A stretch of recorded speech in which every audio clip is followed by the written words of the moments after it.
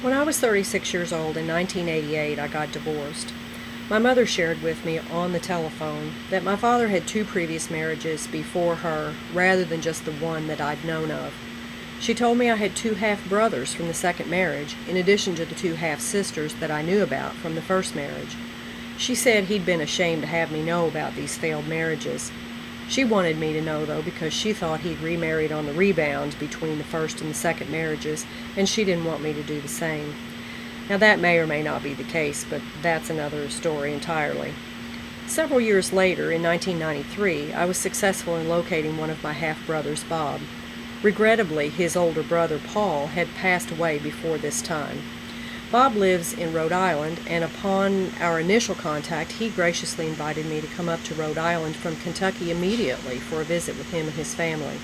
We spent a lovely long weekend getting to know each other, sharing stories of our respective lives and comparing notes. It was an unusual experience to meet a stranger who's not a stranger. Our lives were intertwined and dovetailed in some interesting ways, and our paths converged in the life of our father. At one point, Bob asked, "Do you remember him playing the piano?"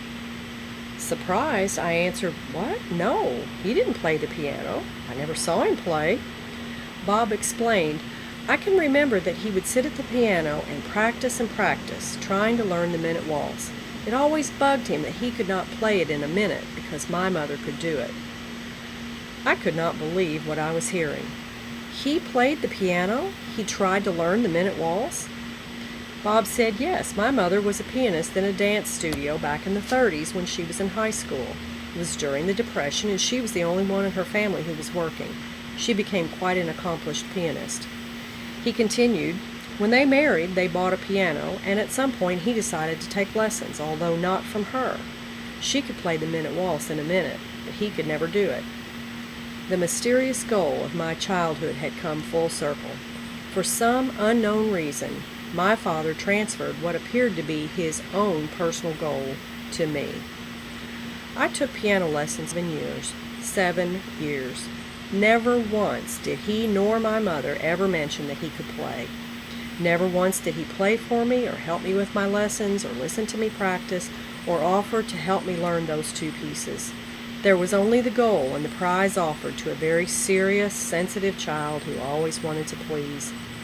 It was surreal to receive information connected to my obscure childhood memory from a man I'd only just met. And the information was about a woman, his mother, whom I'd only learned of recently and would never meet. His mother, a stranger to me, was in reality not that far removed from my life. She had a lifelong love of the piano, according to Bob. Her talent indirectly had an impact on me, my childhood, and how I ended up feeling about myself even into adulthood. I felt that I'd disappointed my father as a child because I could not achieve a standard set by a woman I didn't even know existed until I was 41 years old, and he was long gone. Another facet to this story is that I've discovered that Chopin did not give this piece of music the title The Minute Waltz.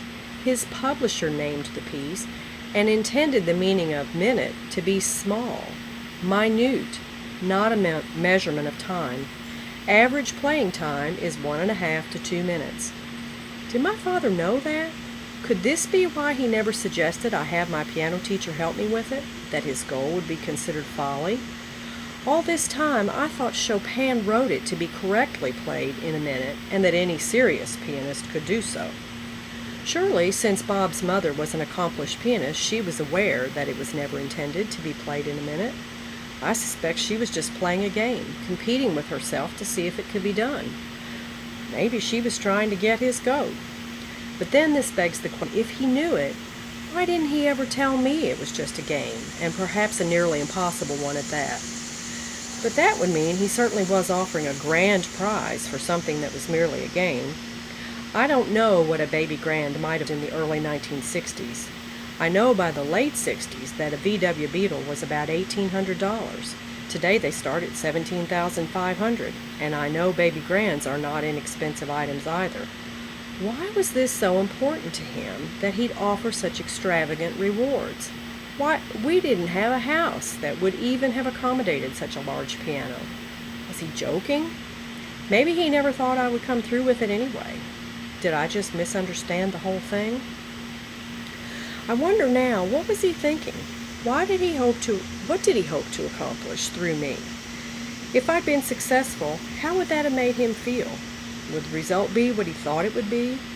And I guess the biggest question in my mind now is, why did he give up playing the piano? I don't expect to ever know. There really is no one to ask. I learned from all of this that we go through life thinking that what we see and know makes up all of our reality. And yet, we're all part of a web, all interconnected, influenced by one another and by events in our lives and in our past, both seen and unseen. The people in our lives and their choices can make a difference to us, and the people in their lives and the choices they made can ripple down to us too. When you're a child, you view your parents only in their role as your parent. It's hard to imagine that they had a life before you were born, or that they've ever inhabited other roles. And yet, as they raise you, they bring all of that to the table, and you get it, whether you know it or not, whether you want it or not.